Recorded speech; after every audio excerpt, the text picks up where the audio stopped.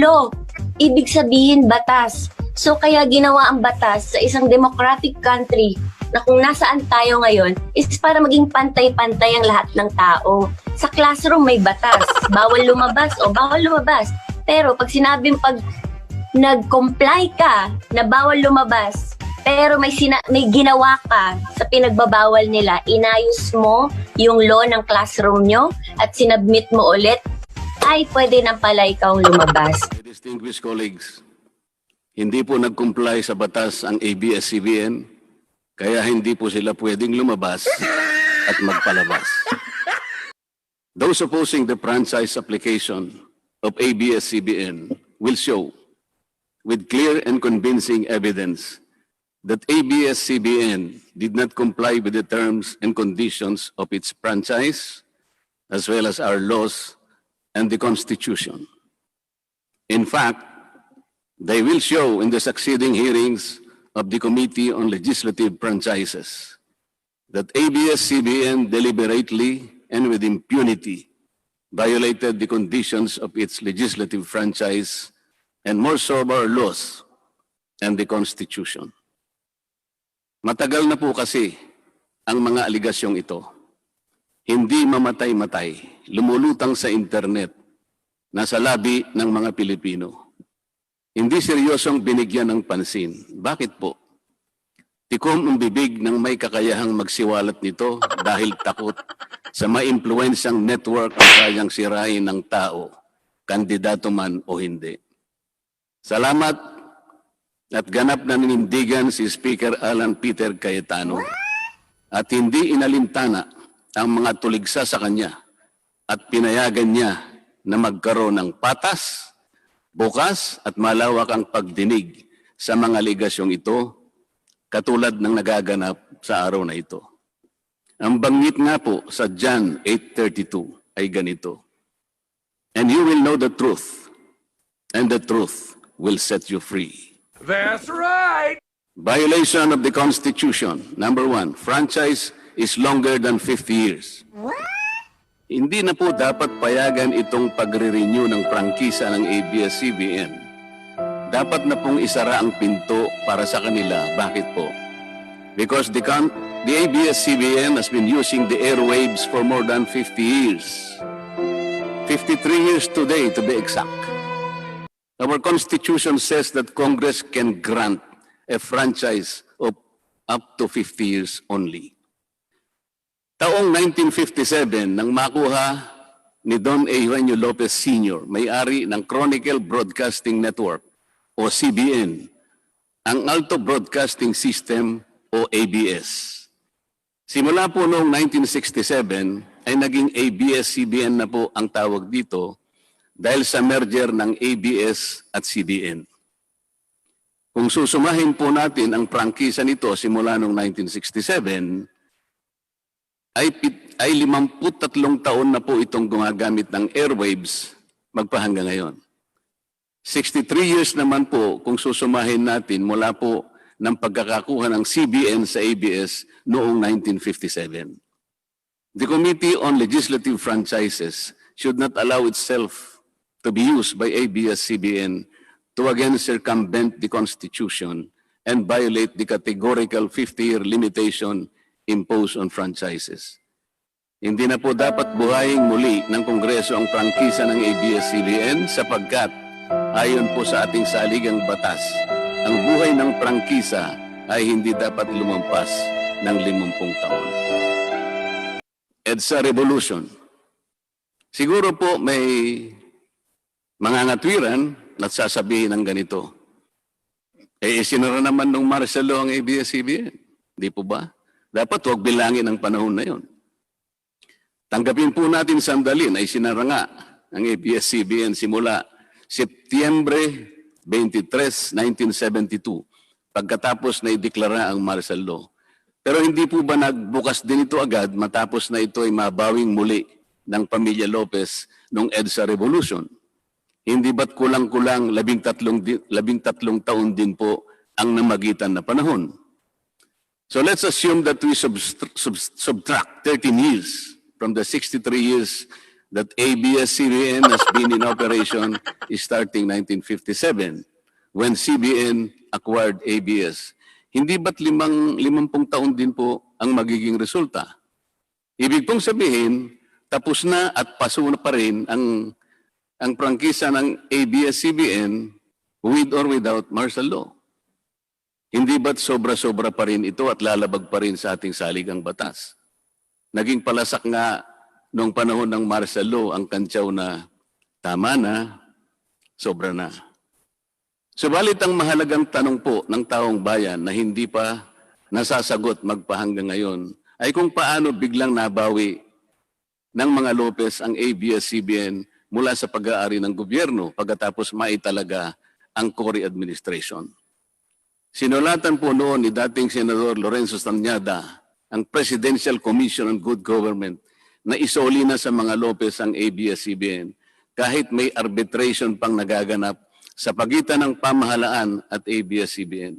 Na i-turn over po agad ang istasyon ng ABS-CBN sa mga Lopez sa kabila ng wala pang pagtukoy sa tunay na pagmimay-ari nito ayon sa kautusan sa Board of Administrators na binuo sa Letter of Instruction number 1 ni Pangulong Cory Aquino. Sa ngayon po ay wala man lang mailabas na papeles tungkol dito ang PCGG. Nagbayad po ba ang ABS-CBN sa Administrasyong Cory Aquino? Nag-public bidding po ba? Bakit tila ura-urada at habang magulo pa ang lahat dahil katatapos lang ng EDSA Revolution, ay biglang napasakamay na muli ng mga Lopez ang ABS-CBN. Nakabatay po ba ito sa batas? Hindi po ba dapat sagutin ng ABS-CBN ang mga tanong na ito upang mapanagot po ang dapat na managot kung mayroon man? Foreign ownership. Puntahan naman po natin ang muling pagbubukas ng ABS-CBN noong 1986. Pati po kasi noong panahon yun ay may paglabag na rin sa ating saligang batas. Ano po kaya yun? Dahil Amerikano at hindi Pilipino ang may-ari at namahala sa ABS-CBN na mariing ipinagbabawal ng saligang batas. Congress should deny the franchise application of ABS-CBN for its clear violation of the Constitution, requiring 100% Filipino ownership and management of mass media companies. ABS-CBN's former president, Mr. Eugenio Gaby Lopez III, was an American citizen when he took the helm of the company in 1986 as director, then president, and then chairman in the later years. It was only in 2000 that he petitioned for recognition of Filipino citizenship and was issued a certificate of recognition as a Filipino citizen in 2002. At kahit sabihin po natin wala na ngayon sa management ng ABS-CBN si Ginoong Gaby Lopez, nagpatuloy pa rin ba sa paglabag sa saligang batas ang ABS-CBN? Opo. Dahil magpahanggang ngayon ay nagbebenta pa po sila sa mga banyaga, mga hindi Pilipino, ng pag-aari o ownership rights ng ABS-CBN. Through an intricate web of corporate layering, ABS-CBN lets non-Filipinos to own its common shares through the issuance of Philippine Depositary Receipts o PDRs. In September 1999, the ABS-CBN Holdings Corporation offered 132 million Philippine Depositary Receipts underlying the 132 million common shares of ABS-CBN. Immediately prior to the closing of the PDR's offering, Lopez Incorporated, the main stockholder of ABS-CBN Corporation, transferred 132 million ABS-CBN shares to ABS-CBN Holding Corporation, its alter ego. With the many rights afforded to the holders of these PDRs, most of whom, if not all, are foreigners, ABS-CBN Corporation virtually allowed these foreign holders beneficial ownership and potential voting rights. This is a circumvention of the strict foreign equity restriction imposed by the Constitution on mass media companies. Quite obviously, the ABS-CBN PDR instrument, a creative financial mechanism, is being used as a subterfuge to indirectly own the underlying ABS-CBN shares of stock. violation of workers' rights under the Constitution. ABS-CBN violated the rights of its own workers. It denied them their just share in production as required by the Constitution. It committed unfair labor practices, which consequently denied its employees the benefits required by law to be provided to all employees. Isang halimbawa po dito ay ang asunto na isinampa ng halos 100 o mahigit sa 100 manggagawa ng ABS-CBN sa National Labor Relations Commission o NLRC dahil sa pagtanggal sa kanila dahil sila raw ay mga talents lamang at hindi mga regular na empleyado.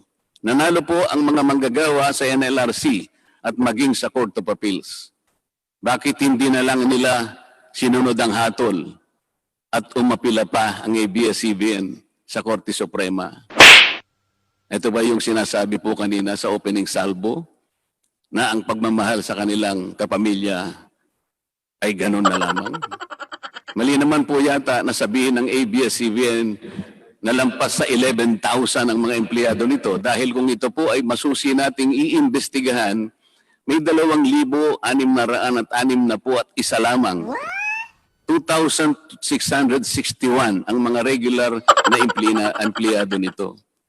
Ang karamihan po o mahigit na 8,500 na kawani ng ABS-CBN ay tinagurian nilang independent contractors or talents, project workers at contractuals lamang kahit na pang-regular na empleyo ang trabaho nila. Ayon po sa ating labor code, kapag pang-regular ang tungkulin ng isang manggagawa, dapat siyang gawing regular employee. Hindi dapat contractual. Hindi dapat independent contractor, talent, o kaya project worker lang. Malinaw na labag sa batas ang ginagawa ng ABS-CBN. Sana ay ibalita rin po ito ng TV Patrol upang mabunyag ang libo-libong endo sa kanilang bakuran. ABS-CBN has not regularized its contractual workers and talents despite performing the functions of regular workers. It even forced some of its workers to sign employment contracts containing waiver of the right to regularization. And those who refuse were unceremoniously terminated from work. ABS-CBN has subcontracted most of its production work to subcontractor production companies, despite the fact that production is directly related to its core business. These production entities are paid minimally, whose workers obviously get lesser benefits and take-home pay compared to ABS-CBN's regular employees. And yet, the profit generated by ABS-CBN from its independent production companies appear greater than its expenses, especially those expenses that are even deductible for income tax purposes. Kung kaya't hindi po may kakaila sa publiko na napakarami ng labor cases na hinarap at haharapin pa ng ABS-CBN. Ang masaklap pa po dito ni hindi nagbibigay ng contribution ang ABS-CBN para sa benepisyo ng kanilang mga empleyado. Dahil po sa 2,661 lang ang regular employees nito, ang mga ito lang ang may benepisyo. Ang iba po na mahigit 8,500 na nagtatrabaho sa ABS-CBN ay wala po ni katiting na government-mandated benefits na natatanggap katulad ng SSS, PhilHealth o kaya Pag-ibig. Kanina po sa opening salvo, narinig po natin na ang kanila pong isinasangkalan ay yung kanila pong mga kawani, mga manggagawa. Ang Kongreso pong ito ay nakikidalamhati. Nalulungkot din po. Bakit naman po hindi? Kung pwede po nating ipaghalimbawa, sandali lamang po, ang ABS-CBN sa isang jeepney driver. Alam po niya na wala siyang prangkisa. Nagsakay po siya ng napakaraming pasahero. Yung mga pasahero naman po, bago sumakay doon, hindi naman niya tatanungin sa driver, Mamang driver, mamang chopper, kayo po ba ay may prangkisa? Yung rota po ba ninyo, pinapayagan yan? Wala pong nagtatanong na gano'n kasi mabilisan eh. Pare-pareho pong nagmamadali. Ano pong masita siya ng LTFRB Gagamitin po ba nung driver na yon o nung taxi driver na yon o yung bus operator na yon? Kawawa naman po yung pasahero namin kung patitigilin mo ngayon. Meron pong pupunta sa ospital, meron pong pupunta sa trabaho, meron pong pupunta sa eskwela. Napakarami pong gawain itong mga taong ito. Ito po ba ang ibibigay po ninyong halimbawa? Hindi po ba dapat kayo muna ang kauna-unahan na nag-isip ng kapakanan nila? That's right. Ilagay ninyo sa magandang kalagayan ang pagpapatupad ng prangkisa ninyo at wala pong malalagay sa alanganin. Huwag po ninyong isasangkalan ngayon ang inyong mga manggagawa at kani-kanilang pamilya. Hindi po ganun. Sasagutin po ninyong aligasyon na ito, hindi po sa pamamagitan ng emotional appeal. If this indeed the true house of the people, the Committee on Legislative Franchises must side with the poor workers of ABS-CBN in denying its franchise, justice to them will be finally served, although ironically, this will also entail some sacrifice on their part. Political bias. That's right. ABS-CBN has been biased and partisan in favor of particular candidates and against certain candidates during the 2010 and 2016 presidential elections, contrary to the terms of its franchise and in violation of the Omnibus Election Code.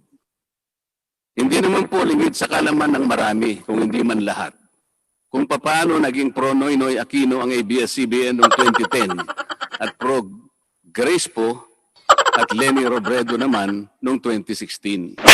It is also a matter of record that ABS-CBN failed to air some of President Duterte's political advertisements during the 2016 campaign period, despite receiving the payment for said political ads.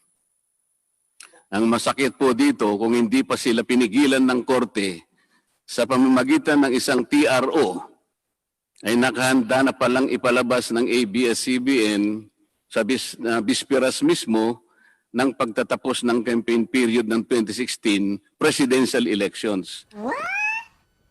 Ang mga anti-Duterte advertisements na binayaran ng isang dating senador, sinadya ang timing para hindi bigyan ng pagkakataong makasagot pa si Mayor Duterte na noon ay kandidato bilang presidente. Mabuti na lamang at napahinuhod ng ang korte ng petisyon ni Speaker Alan Peter Cayetano na noon po ay Vice Presidential Candidate ni Pangulong Duterte at dagliang nag-issue ng TRO ang korte sa ABS-CBN. It is now a public knowledge that President Rodrigo Duterte and Speaker Alan Peter Cayetano expressed their disappointments over ABS-CBN's unfair reportings and meddling in previous elections. For those opposing the franchise application, hindi na po dapat payagan ng ABS-CBN na muling pakialaman ang politika sa ating bansa. Panahon na para ang taong bayan ang pumili ng mga namumuno na gusto nila at hindi ang napipisil ng ABS-CBN. That's right. Paalala lang po sa ABS-CBN, you are a broadcasting company, not a political kingmaker. Either you play ball or you play fair. Multiple channels in one franchise. Mga kababayan, inabuso po ng ABS-CBN ang kanilang prangkisa. That's right. Sa hindi nila may paliwanag na dahilan o maaari namang sinadya na gamitin ang kanyang prangkisa para sa isang channel lamang, pero gumamit pa ng ibang prangkisa ng telekomunikasyon na hindi naman pang broadcast upang mas kumita at makapagbenta sa pamamagitan ng maraming channels. ABS-CBN violated the terms and conditions of its franchise by offering its TV Plus boxes for a one-time fee but using the free-to-air signal authorized in the franchise granted by Congress at no cost to ABS-CBN. Tubong lugaw, ika nga.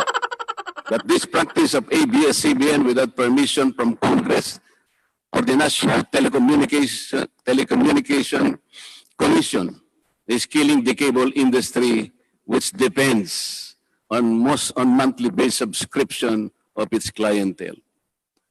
At bukod po sa pagbebenta ng TV Plus box sa publiko, sa Kapamilya Box Office Channel na nakapaloob dito, ay nagawa pang maningil ang ABS-CBN sa bawat pelikulang gustong mapanood ng publiko sa KBO channel. Ibinenta na nga ang TV Plus box, ibinenta pa rin ang mga palabas na pwedeng mapanood sa TV Plus box. Dobleng tubong lugaw na po ito.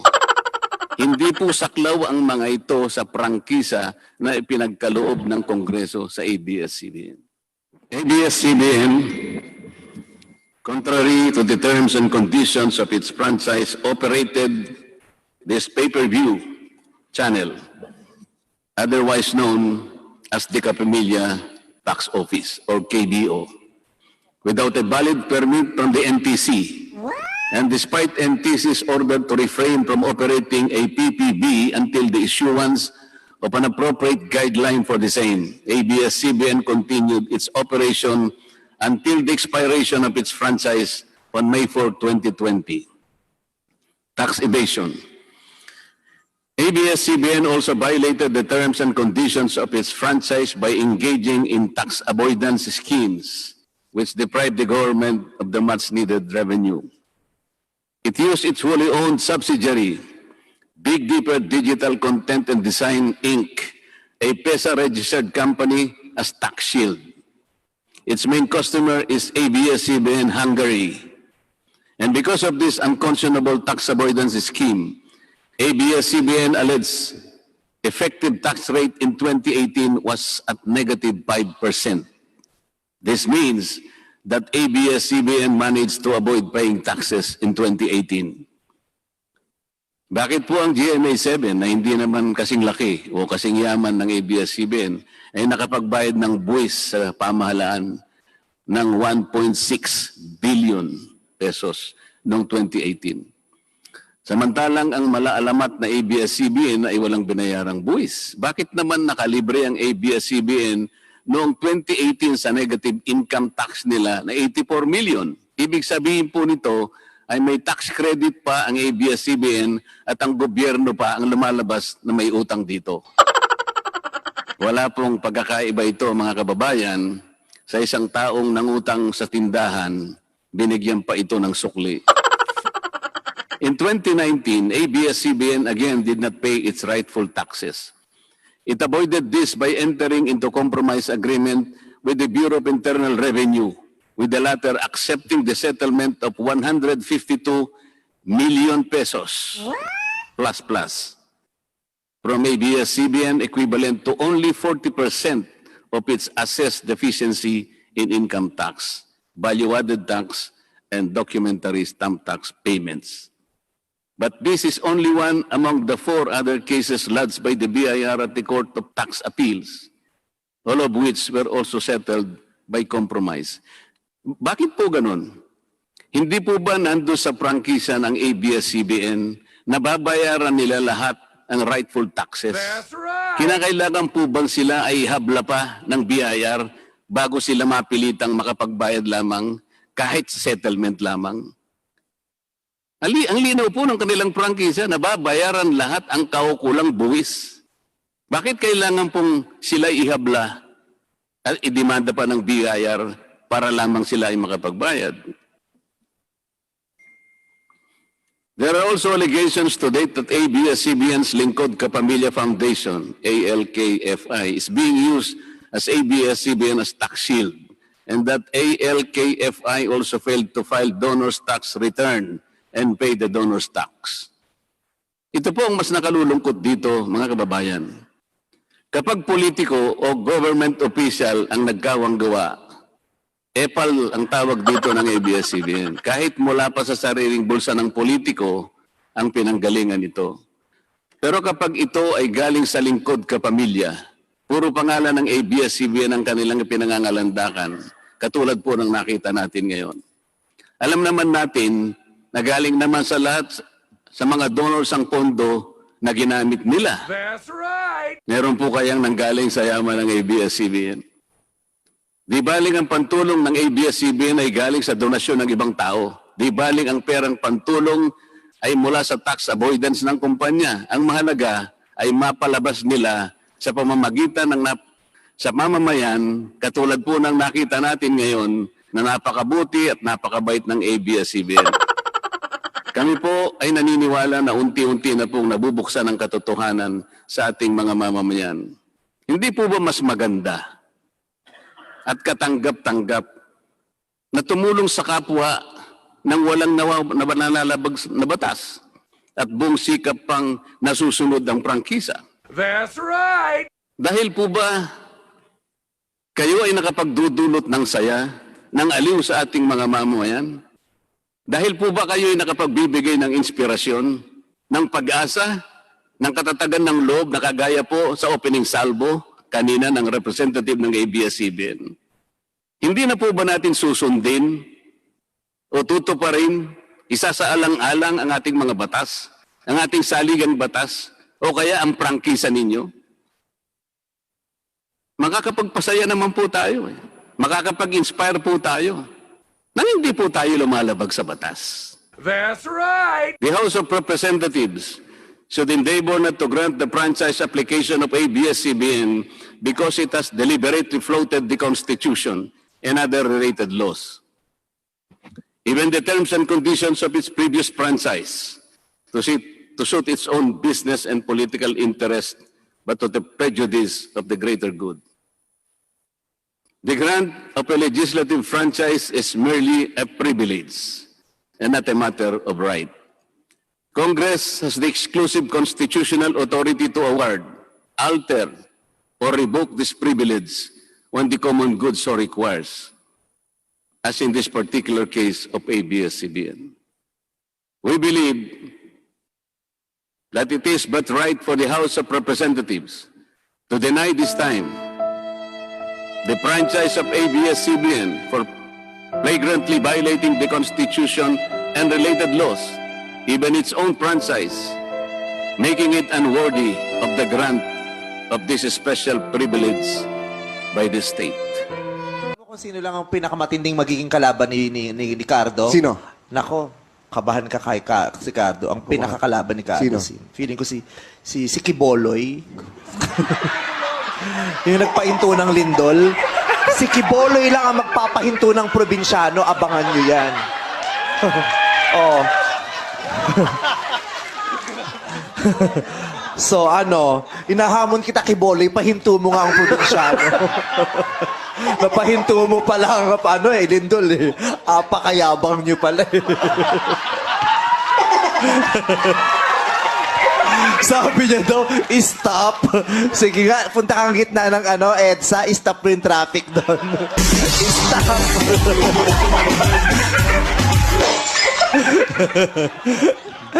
Iba ka, Kiboloy.